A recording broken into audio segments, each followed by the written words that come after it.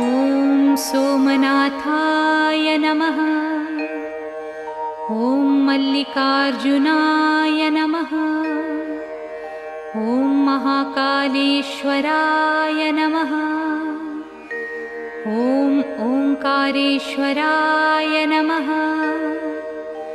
ॐ वैद्यनाथाय नमः। ॐ भीमशङ्कराय नमः। ॐ रामेश्वराय नमः। ॐ नागेश्वराय नमः। ॐ विश्वेश्वराय नमः। ॐ त्र्यम्बकेश्वराय नमः। ॐ केदारेश्वराय नमः।